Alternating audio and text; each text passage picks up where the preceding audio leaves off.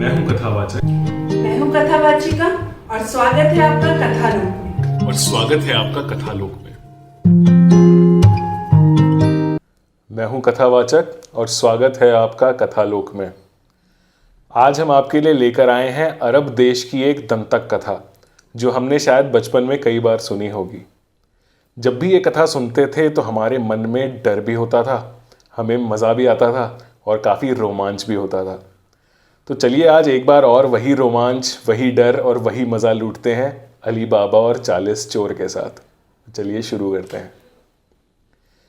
अली बाबा अरब देश के एक गांव में रहता था। उसके पिता एक बहुत ही संपन्न व्यापारी थे और अपने दो पुत्रों अली बाबा और कासिम के साथ रहते थे। पिता की मृत्यु के बाद कासिम ने अली बाबा को घर से निकाल दिया।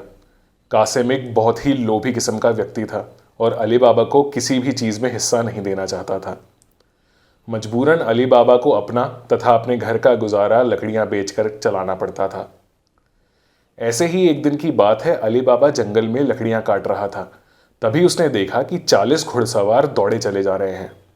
उसे ये देखकर थोड़ा अचरज हुआ और उसने सोचा कि चलिए पता लगाया जाए कि ये क्यों ऐसे भागे जा रहे हैं।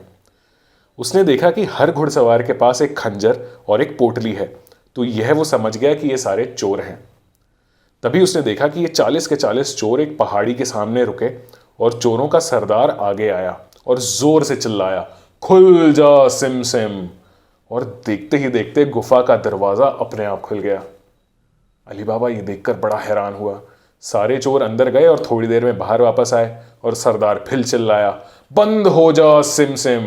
और गुफा बंद हो गई और वो सारे घुड़सवार वहां से चलते बने। अली बाबा अपनी जिज्ञासा को शांत नहीं कर पाया, तो उसने सोचा कि चलकर देखा जाए कि ऐसा क्या है गुफा के अंदर। वो गुफा के दरवाजे के बाहर पहुंचा और उसने भी जोर से चिल्लाया, खुल जा सिम सिम। और गुफा का दरवाजा उसके लिए खुल गया। अंदर जाके उसकी आंखें फटी की फटी रह गईं। चारों तरफ खजाना ही खजाना, अशरफियां ही अशरफियां, गहने ही गहने। देखकर वो काबू में ना रह पाया और एकदम खुश हो गया।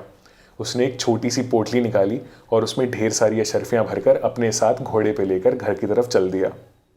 घर पहुंच के उसने ये सारी बात अपनी पत्नी मर्जीना को बताई और मर्जीना से कहा कि तुम ऐसा करो, तुम कासिम भाई के घर से जाके एक तराजू ले आओ ताकि हम इस सारे के सोने को तोल पाएं। मर्जीना जब कासिम के घर गई तो कासिम की बीवी, जो कि बहुत ही शातिर थी, उसने क्या किया कि तराजू के नीचे थोड़ा सा गोंद लगा दिया ताकि वो ये पता कर पाए कि ये आखिर तोल क्या रहे हैं।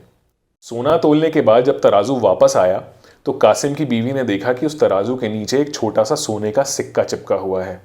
और यह देखकर उसकी आंखें फटी रह गईं कि इतने गरीब अली बाबा और उसकी बीवी के पास सोने का सिक्का कहां से आया। उसने ये सारी बात कासिम को बताई और उससे कहा कि जाकर वो पता करे कि आखिर माजरा क्या है। कासिम ने चिकनी चुपड़ी बातें करके और थोड़ा डरा धमकाकर अली बाबा से सारा राज उगलवा लिया और अली बाबा ने कासिम को गुफा खोलने का तरीका भी बता दिया। उसी रात आनंद फानंद में कासिम ने खूब सारे खच्चर इकट्ठा किए और अकेले ही गुफा की तरफ चल दिया और गुफा के बाहर जाकर जोर से गरजा, खुल जा सिम सिम। और गुफा खुल गई। अंदर जाके कासिम की तो खुशी का ठिकाना नहीं। उसने सारा खजाना इकट्ठा करना शुरू किया और खच्चरों के पीठ पर बोरियां की बोरियां लादनी शुरू कर दी। जब बोरियां लाद कर चलने को हुआ तो देखा कि गुफा का दरवाजा तो बंद है। अब उसने बहुत कोशिश करी।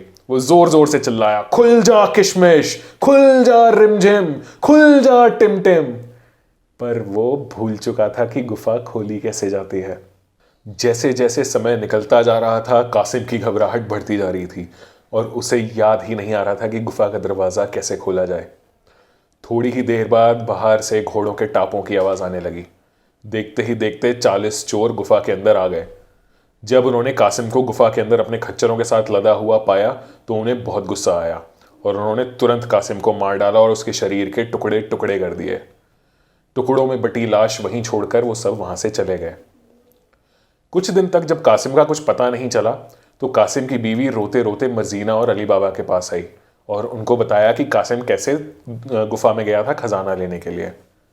अली बाबा ने सोचा कि गुफा में चलकर ही पता किया जाए और वो चुपचाप रात में धीरे से गुफा के पास पहुंचा। जैसे ही उसने गुफा खोली, वहां देखा उसने कि कासिम की लाश के टुकड़े पड़े हुए हैं। यह देखकर वो बहुत ही दुख में भर गया और उसने निश्चय किया कि कासिम की लाश को ले जाकर इसका बाइज्जत इसको कब्र में दफनाया जाए।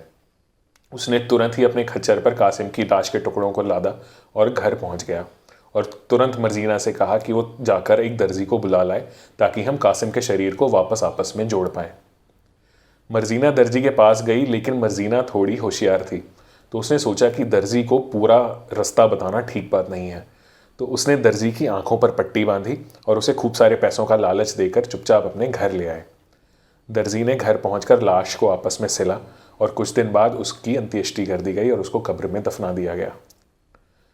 चोर जब वापस गुफा में पहुंचे तो सरदार ने देखा कि वहां से कासिम की लाश गायब है और देखते ही वो तुरंत समझ गया कि जरूर कोई ना कोई यहां से लाश लेकर गया है और कोई ना कोई जानता है कि गुफा को कैसे खोला जाए। उसने तुरंत अपने आदमियों को इकट्ठा किया और सबको लेकर पास वाले गांव के पास पहुंचा। उसने एक चोर को गांव के अंदर भेजा और कहा कि पता लगाओ, गांव में जरूर कोई ना कोई दर्जी होगा जिसने उस लाश के टुकड़ों को आपस में जोड़ा होगा। ऐसा नहीं किया होता तो जरूर बवाल कट जाता पूरे गांव में, तो देखो जरा पता लगाओ। चोर वहां पहुंचा दर्जी के पास और उसने पूछा कि ऐसा कौन था जिसने लाश तुमसे टकवाई है।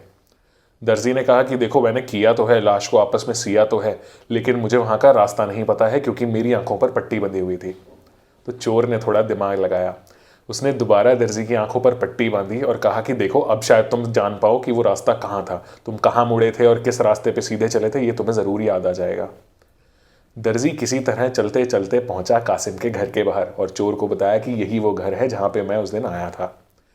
चोर ने उस घर के दरवाजे पर एक छोटा सा निशान लगा दिया ताकि वो सरदार को जब लेके आए तो उस घर को याद रख सके। पर यह काम करते हुए उसे मर्जीना ने देख लिया। मर्जीना ने अपना दिमाग लगाया और उसने वहां के सभी घरों के दरवाजों पर सेम वैसा ही निशान लगा दिया। रात को जब चोर अपने सरदार और बाकी चोरों के साथ वहां पर आया तो उसने देखा कि सभी घरों के बाहर वैसा ही निशान है और वो पहचान ही नहीं पाया कि कासिम का घर कौन सा था। सरदार को इस बात पर बहुत गुस्सा आया और उसने उस चोर का सर अलग कर दिया। फिर सरदार ने दूसरे एक चोर को भेजा कि जाओ तुम भी उसी दर्जी के पास जाओ और तुम पता लगाओ। वो चोर भी गया दर्जी के पास और उसने सेम तरकीब अपनाई और दर्जी को लेकर कासिम के घर के बाहर पहुंच गया। उसने क्या किया, उस घर के बाहर की चौखट पे छोटा सा पत्थर मार के वहां का एक टुकड़ा तोड़ लिया ताकि वो घर याद रहे। पर यह करते हुए भी उसे मर्जीना ने देख लिया और वही काम उसने भी किया कि वहां के सभी घरों की चौखट पर वैसे ही टुकड़े तोड़कर वैसा ही निशान बना दिया। सरदार फिर आया और फिर निराश हो गया कि ये तो वैसे ही टुकड़े टूटे हुए हैं और फिर उसने दूसरे चोर की भी गर्दन कलम कर दी। अब चोरों के सरदार ने सोचा कि भाई अपने आदमियों को भेज के कोई फायदा नहीं है, मुझे ये काम करना पड़ेगा और उसने उस दर्जी को बुलाया और उसे लेकर कासिम के घर के बाहर पहुंचा। इस बार सरदार ने ज्यादा दिमाग नहीं लगाया। उसने क्या किया कि उसने उस रास्ते को अच्छे से याद कर लिया और कासिम के घर का भी अच्छे से अपने दिमाग में नक्शा बना लिया ताकि वो भूले ना। और उस रात सरदार ने एक तेल व्यापारी का भेष बनाया और अपने सभी चोरों को 37 पीपों में बिठाकर अपने साथ गाड़ी में भरकर वहां ले आया। अली बाबा से उसने कहा कि मैं एक तेल का व्यापारी हूं और आपके साथ व्यापार करना चाहता हूं। तो अली बाबा ने उसे न्योता दिया कि वो रात को उन्हीं के घर रुक जाए और वहीं पर सो जाए, फिर सुबह उठ के वो लोग व्यापार की बातें करेंगे।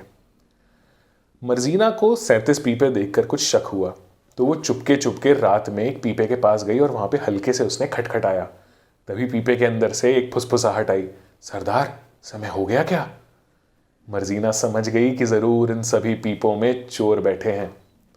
मर्जीना ने क्या किया कि वो सरदार एक और पीपा लाया था जिसमें सिर्फ तेल था और जो वो दिखाने के लिए लेकर आया था। उसने उस पीपे के तेल को खूब गर्म किया, एकदम खौला दिया, एकदम बुलबुले उठने शुरू हो गए उसमें से, और उसने थोड़ा थोड़ा तेल निकाल के बाकी सभी 37 पीपों में उड़ेल दिया और सारे चोर उन्हीं पीपों के अंदर टैं बोल गए। रात को जब सरदार आया तो उसने पीपे पे खटखटाया पर अंदर से कोई आवाज ही ना आए। थोड़ी देर तक सरदार खटखटाता रहा पर फिर उसे कुछ शक हुआ तो उसने जब पीपे का ढक्कन उठा के देखा तो उसने पाया कि सारे चोर मरे पड़े हैं। यह देखकर वो तो एकदम डर गया, घबरा गया और उसे समझ में आ गया कि भाई इन लोगों से तो नहीं जीता जा सकता, और वो चुपचाप अपनी दुम दबाकर वहां से भाग गया। अली बाबा भी कुछ दिनों तक गुफा के चक्कर लगाता रहा देखने के लिए कि कोई आता है कि नहीं वहां पे दरवाज़ा खोलने के लिए, पर जब कोई नहीं आया तो अली बाबा फिर अपने खच्चर लेकर गया और वहां से सारा खजाना समेट कर अपने घर ले आया और हंसी खुशी राजी अपनी बीवी के साथ अपनी पूरी जिंदगी बिता दी। तो ये थी आज की कथा। आशा है आपको अच्छा लगा होगा और अपने बचपन के दिन भी याद आए होंगे। ऐसी ही दिलचस्प कहानी के साथ आपके सामने फिर प्रस्तुत होंगे। तब तक के लिए नमस्ते।